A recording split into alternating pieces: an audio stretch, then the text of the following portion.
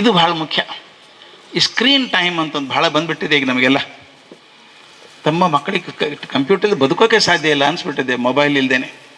Mobile addiction ಎಷ್ಟರ ಮಟ್ಟಿಗೆ ಆಗಿದೆ ಅಂದರೆ, ಬೆಂಗಳೂರಲ್ಲಿ ಬಹುದೊಡ್ಡ ಕಣ್ಣಿನ ಆಸ್ಪತ್ರೆಗಳಲ್ಲಿ ಜಾಸ್ತಿ ಜನ ಬರೋದು ಮಕ್ಕಳೇ ಬರೋದು. ಈಗ ಮಕ್ಕಳಿಗೆ ನಂಬರೆಲ್ಲ 11-12 ನಂಬರ್ ಬಂದಿದೆ ಈಗ. ಎಲ್ಲಿ ಕೋವಿಡ್ ಟೈಮಿಗೆ ಶುರು ಆದದ್ದು. ತಪ್ಪು ನಾವೇ ಮಾಡಿದ್ದು. ಕೋವಿಡಲ್ಲೆಲ್ಲ ಹೋಮ್ವರ್ಕ್ ಮೊಬೈಲಲ್ಲಿ ಕೊಟ್ಟು ನೋಡಿ ನೋಡಿ ನೋಡಿ ಅಂತ ಹೇಳೋದು. ಈಗ ಮೊಬೈಲ್ ಕೊಡಬೇಡಿ ಅಂತ ಹೇಳೋದು. ಅದು ಅಭ್ಯಾಸ ಆಗೋಗಿದೆ ಮಕ್ಕಳಿಗೆಲ್ಲ, ಕೆಲವರಿಗೆ. ಸ್ಲೋಲಿ ಬಿಡಿಸ್ಬೇಕು ಅದನ್ನು.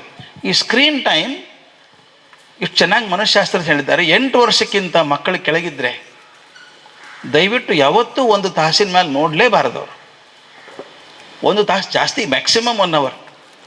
ಬೆಳಿಗ್ಗೆ ಒಂದು 10 ನಿಮಿಷ ಬೇಕಾದ್ರೆ ತೋರಿಸಿ ನೋಡಬೇಕಾಗಿದ್ದರೆ ಅದಕ್ಕೆ ಬೇಕಾಗಿ ಬಿಟ್ಟೇ ಬಿಡಿ, ಬೇಡ ಅಂತ ಬಿಟ್ಬಿಡಿ. ಆದರೆ ಮ್ಯಾಕ್ಸಿಮಮ್ ಅಂದರೆ 1 ಅವರ್ ತೋರಿಸ್ಬೇಕು. ಅದು ಏನು ಸೂಪರ್ವೈಸ್ಡ್ ಅಬ್ಸರ್ವೇಷನ್. ಅದು ಕೊಟ್ಟು ಬೇಕಾದ್ರೆ ನೋಡ್ಕೊ ಅಂತ ಅನ್ನೋದಲ್ಲ. ಆ ಮಗು ಜೊತೆ ನೀವು ಕೂತ್ ನೋಡಿ, ಏನು ನೋಡ್ತದೆ ಮಗು, ಅದು ಏನು ನೋಡ್ತೇವೆ. ಕೆಲವು ನೋಡ್ತಾರೆ ಹುಡುಗರು, ಯಾವುದೋ ಒಂದು ಆಟ ನೋಡಬೇಕು ಅಂತಿದೆ, ಅಮ್ಮ ಕೂತ್ಕೊಂಡು ನೋಡಲಿ, ಅಪ್ಪ ಯಾರೋ ಜೊತೆಗಿರಲಿ, ಒಬ್ರು ಯಾರಾದರೂ. ಸೂಪರ್ವೈಸ್ಡ್ ಅಬ್ಸರ್ವೇಷನ್ ಅಂತ ಕರಿತೀವಿ ಅದನ್ನು. ಅದು ಮಾಡಬೇಕು. ವ್ಯೂ ಅಂತ ಇಬ್ಬರು ಜೊತೆಗೆ ಸೇರ್ಕೊಂಡು ನೋಡ್ಬೇಕು ಅದನ್ನು. ಮತ್ತು ಇನ್ನೊಂದು ಕಡೆ ಲಾಸ್ಟ್ ಸೆಂಟೆನ್ಸ್ ಭಾಳ ಮುಖ್ಯ ಇದೆ. ಅದು model the balance you expect. ಮಗುಗೆ ಮೊಬೈಲ್ ನೋಡಬೇಡ ಅಂಥೇಳಿ ನಾನೇ ನೋಡ್ತಾ ಇದ್ದರೆ ಹೆಂಗಾಗತ್ತೆ ಅಲ್ವಾ? ನಾನೇ ಎದ್ದ ತಕ್ಷಣ ಮೊಬೈಲ್ ನೋಡೋದು. ಒಂದು ರಿಸರ್ಚ್ ಬಂದಿದೆ ಇತ್ತೀಚೆಗೆ, ಒಬ್ಬ ಅಡಲ್ಟ್ ಯಾರಾದರೂ ಆ್ಯಂಡ್ರಾಯ್ಡ್ ಫೋನ್ ಇದ್ದರೆ ಅವ್ರ ಕಡೆಗೆ ದಿನಕ್ಕೆ 160 ಸಲ ಟಚ್ ಮಾಡ್ತಾರಂತೆ. ನೋಡ್ಕೊಳ್ಳಿ, ನೆನಪು ಮಾಡ್ಕೊಳ್ಳಿ. ನಾವೇನು ಪ್ರೈಮ್ ಮಿನಿಸ್ಟರ್ ಅಲ್ಲ, ಏನಲ್ಲ, ಅಷ್ಟೊಂದು ಮೆಸೇಜು ಬರೋಲ್ಲ. ದಿನ ತೆಗೆದು ನೋಡಿದ್ರೆ 5 ನಿಮಿಷ ಮತ್ತೆ ಮೆಸೇಜ್ ಬಂತ, ಮತ್ತೇನು ಮೆಸೇಜ್ ಬಂತ, ಎಲ್ಲಿ ಮೆಸೇಜ್ ಬರ್ತಿತ್ತು ಅದು ನಮಗೆಲ್ಲನೂ. ಆ ನೋಡೋ ಚಟ ಅದು. ದಿವಸಕ್ಕೆ 160 ಸಲ ಒಬ್ಬ ಮನುಷ್ಯ ನೋಡ್ತಾನೆ ಅಂತ ಹೇಳ್ತಾರೆ. ಅಷ್ಟರ ಮಟ್ಟಿಗಾಗಿದೆ ಅದು. ಇವು ಸಣ್ಣ ವಿಡಿಯೋ ಇದೆ ನೋಡಿ, ಅದು ಭಾಳ ರಿಯಲ್ ವಿಡಿಯೋ ಅದು. Soumya is in a different world altogether. ಇದು ಎಲ್ಲರ ಮನೇಲಿ ಆಗೋದು. ಇಷ್ಟು ಇಂಟೆನ್ಸ್ ಆಗಲಿಕ್ಕಿಲ್ಲ, ಸ್ವಲ್ಪ ಪ್ರಮಾಣದಲ್ಲಿ ಆಗುತ್ತೆ. ಮಕ್ಕಳು ಹಠ ಹಿಡಿದು ರೊಚ್ಚಿಗೆ ದಳೋದು ಕೇಳಿಲ್ವ ನೀವು? ಫೋನ್ ಕೊಡಲಿಲ್ಲ ಅಂತ ಅಳೋದಾಗಲಿ, ಥಪಾರ್ ಅಂತ ಬಾಗಿಲ ಹೊಡೆಯೋದಾಗಲಿ, ಸಾಮಾನು ಬೀಳಿಸೋದಾಗಲಿ, ಕೋಪ ತೋರಿಸೋದಾಗಲಿ ನಾವು ಕಂಡಿದ್ದೀವಿ. ಇಲ್ಲಿ ಒಂದು ಸಣ್ಣ ವಿಷಯ ಇದೆ ನಾನು ಹೇಳಬೇಕಾದ. ಮಕ್ಕಳು ಬಂದು ಶಾಲೆಯಿಂದ ಬಂದಾಗ ಒಂದು 10 ನಿಮಿಷ ಟೈಮ್ ಕೊಡಿ, ಅವ್ರು ಏನು ಹೇಳ್ತಾರೆ ಅಂತ ಕೇಳಿ. ಅಟೆನ್ಷನ್ ಭಾಳ ಒಂದು 2 ಮಾತಿದ್ದಾವೆ. Active listening and passive listening ಅಂತ 2.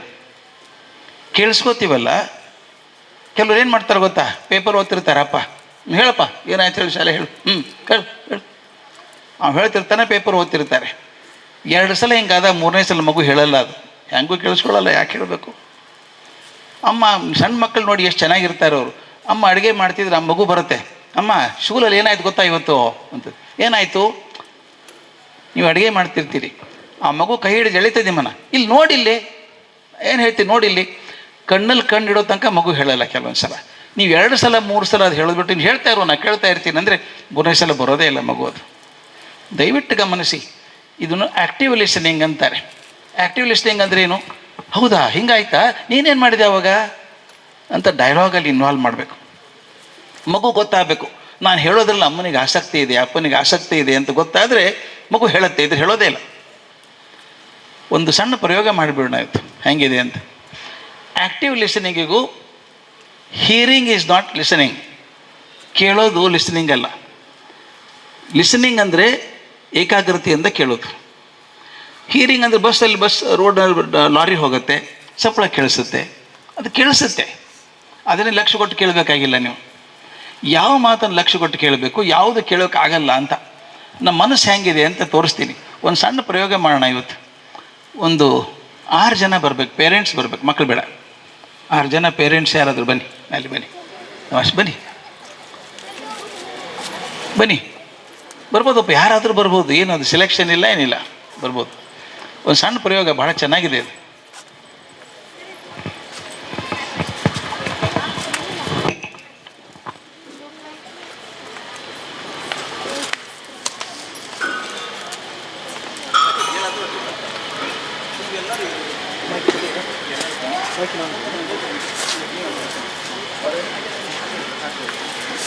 ಆಫ್ ಮಾಡಿದ್ದಾರೆ.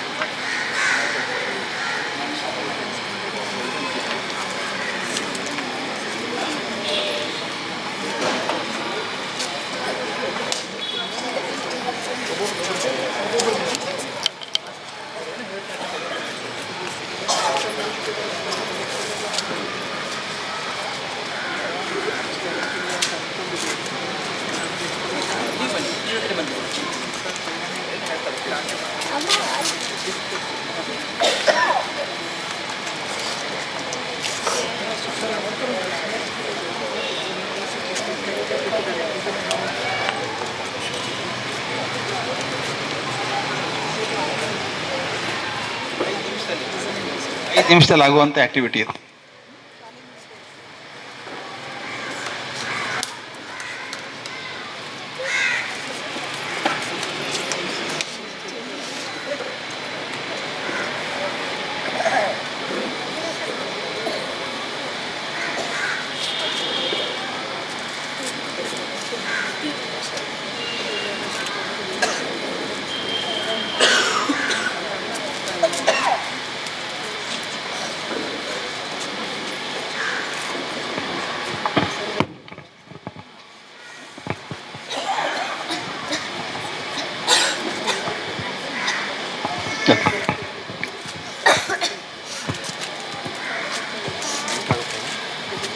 ಓಕೆ, ಈಗ ನೀವೇನು ಕೇಳಿಸ್ಕೊಂಡ್ರಿ ಅಂತ ಹೇಳ್ತೀನಿ. ಈ ಶಾಲೆದು ವಾರ್ಷಿಕೋತ್ಸವ ಇದೆ, ಅದಕ್ಕೆ ನರೇಂದ್ರ ಮೋದಿ ಅವ್ರನ್ನ ಇನ್ವೈಟ್ ಮಾಡಿದ್ದಾರೆ, ಊಟದ ವ್ಯವಸ್ಥೆ ಎಲ್ಲ ಮಾಡಿದ್ದಾರೆ. Very good, very good, very good. ಶಾಲೆದು ವಾರ್ಷಿಕೋತ್ಸವ ಇದೆ, ನರೇಂದ್ರ ಮೋದಿ ಅವರು ಬರ್ತಿದ್ದಾರೆ, ಊಟದ ವ್ಯವಸ್ಥೆ ಆಗಿದೆ. ನಿಮ್ಮ ಮುಟ್ಟಿದ್ದದಲ್ವಾ? ಫಸ್ಟ್ ನಿಮಗೇನು ಹೇಳಿದ್ದಮ್ಮ ನಾನು? ಫಸ್ಟ್ ಅವ್ರಿಗೆ ಹೇಳಿದ್ದಾನೆ, ನಾನು ಇಂಜಿನ್ ಇಲ್ಲಿದೆ ಅವೆಲ್ಲ ಬೋಗೀಸು. ಈ ಶಾಲೆಯಲ್ಲಿ ವಿದ್ಯಾಸಂಸ್ಕೃತಿ ಶಾಲೆಯಲ್ಲಿ ಸಿಲ್ವರ್ ಜೂಬ್ಲಿ ಕಾರ್ಯಕ್ರಮ ಇದೆ. ನರೇಂದ್ರ ಮೋದಿ ಸರ್ ಬರ್ತಾ ಇದ್ದಾರೆ, ಅದಕ್ಕೋಸ್ಕರ ಭಾನುವಾರದ ದಿನ ಎಲ್ಲರಿಗೂ ಊಟದ ವ್ಯವಸ್ಥೆ ಇದೆ. ನಾನು ಏನು ಹೇಳಿದ್ದೆ ಗೊತ್ತಾ? ಒಂದು ಅಕ್ಷರ ಬಿಡ್ದಂಗೆ ಹೇಳ್ತೀನಿ ಕೇಳಿ. ನಾನು ವಿದ್ಯಾಸಂಸ್ಕೃತಿ ಅಂತ ಹೇಳೇ ಇಲ್ಲ ನಾನು. ಈ ಶಾಲೆದು ಹೆಂಗೆ ಇಂಟರ್ಪ್ರಿಟ್ ಆಗುತ್ತೆ ನೋಡಿ ಮನಸ್ಸದು. ಈ ಶಾಲೆ ಅಂದರೆ ವಿದ್ಯಾಸಂಸ್ಕೃತಿ ಇರಬೇಕಲ್ಲ ಅಂತ. ನಾನು ಈ ಶಾಲೆದು ಸಿಲ್ವರ್ ಜುಬ್ಲಿ ಅಲ್ಲ, ಗೋಲ್ಡನ್ ಜುಬ್ಲಿ ಇದೆ. ಅದಕ್ಕೆ ನರೇಂದ್ರ ಮೋದಿಯವ್ರನ್ನ ಕರಿಬೇಕು ಅಂತ ತೀರ್ಮಾನ ಮಾಡಿದ್ದೀವಿ. ಭಾನುವಾರ ಮೀಟಿಂಗ್ ಇದೆ, ಮೀಟಿಂಗ್ ಆದ್ಮೇಲೆ ಊಟ ಇದೆ. ಇಷ್ಟು ನಾನು ಹೇಳಿದ್ದು. ಈಗ ನರೇಂದ್ರ ಮೋದಿ ಬಂದೇ ಬಿಟ್ರಿ ಈಗ ವಾರ್ಷಿಕೋತ್ಸವಕ್ಕೆ. ನಾನು ಹೇಳಿದ್ದು ಹೇಗೆ ಬದಲಾಯ್ತು ನೋಡಿ. ಇದನ್ನು ಹಿಯರಿಂಗ್ ಅಂತ ಕರಿತೀವಿ. ಎಕ್ಸೆಪ್ಟಿಂಗ್ ಅವರೊಬ್ಬರು ಮಾತ್ರ, ಹಾಂ ಮೇಡಮ್ ಒಬ್ಬರೇ ಇನ್ನೊಂದ್ಸಲ ಕೇಳ್ಕೊಂಡ್ರು, ಇನ್ನೊಮ್ಮೆ ಹೇಳಿ ಅಂತೇನೋ ಕೇಳ್ಕೊಂಡ್ರು. ಹಾಂ ಕೇಳ್ಕೊಂಡ್ರು, ಕೇಳಬೇಕು. ಇಲ್ಲದೆ ಹೋದ್ರೆ ಏನಾಗುತ್ತೆ ಗೊತ್ತಾ? ಒಬ್ಬರು ಒಂದು ಸಂತೋಷ ಏನಪ್ಪ ಅಂದರೆ ಯಾರೂ ಮರೀಲಾರದು ಒಂದೇ ಒಂದು ಅಂದರೆ ಊಟ ಇದೆ ಅಂತ ಅಲ್ವಾ? ಉಳಿದೆಲ್ಲ ಮರ್ತೋಯ್ತು.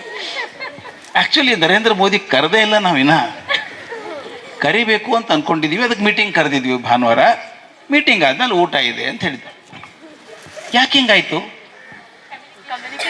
ಕಮ್ಯುನಿಕೇಷನ್ ಗ್ಯಾಪ್ ಆಗೋದು. ಅಷ್ಟೇ ಅಲ್ಲ, ನಾವು ಕೇಳಿಸ್ಕೊಳ್ಳಿಲ್ಲ. We heard but did not listen to it. ಶಾಲೆಯಲ್ಲಿ ಮಗು ಬಂದು ಹೇಳುತ್ತೆ, ಅಮ್ಮ ಹಿಂಗಾಯ್ತು ಶಾಲೆಯಲ್ಲಿ ಅಂತ. ನಾನು ಅರ್ಥ ಮಾಡ್ಕೊಂಡಿದ್ದೇ ಬೇರೆ, ಅದು ಹೇಳಿದ್ದೇ ಬೇರೆ. 2-3 ಸಲ ನೀವು ಹೇಳಿದ್ದಕ್ಕೆ, ಅಮ್ಮ ಹೇಳಿದ್ನಲ್ಲ ನಿನ್ನೆ ನಾನು, ಹಂಗೆ ಹೇಳಿದೆ ನೀನು. 2-3 ಸಲ ಹೇಳಿದಾಗ ಅಮ್ಮ ಕೇಳಿಸ್ಕೊಳ್ಳಲ್ಲ ಅಂತ ಗೊತ್ತಾಗತ್ತೆ. ಅದು ಜೋರಾಗಿ ಹೇಳುತ್ತೆ, ಅಮ್ಮ ಸರಿಯಾಗಿ ಕೇಳಿಸ್ಕೋ ಅಂತ ಹೇಳುತ್ತೆ ಮಗು. So therefore when you spend time with the child, let it not be hearing, let it be listening. Hearing and listening ತುಂಬ ವ್ಯತ್ಯಾಸ ಇದೆ. ಕೇಳೋದಂದ್ರೆ ಎಲ್ಲ ಸಪ್ಪಳ ಕೇಳಿಸುತ್ತೆ, ಪಕ್ಷಿ ಕೂಗೋದು ಕೇಳಿಸುತ್ತೆ, ಅದೆಲ್ಲ ಹಿಯರಿಂಗ್. ಅದು ಆಗ್ಬೋದಾ? Thank you so much. Thank you, thank you. ದಯವಿಟ್ಟು ಮಗು ಬಂದಾಗ ಕೇಳಿ, ಮನಸ್ಸಿಟ್ಟು ಕೇಳಿ. ಅದೇನೋ ಹೇಳುತ್ತೆ ಪಾಪ, ಏನೋ ಆತಂಕ ಇದೆ, ಅನುಕೂಲ ಇದೆ ಹೇಳುತ್ತೆ.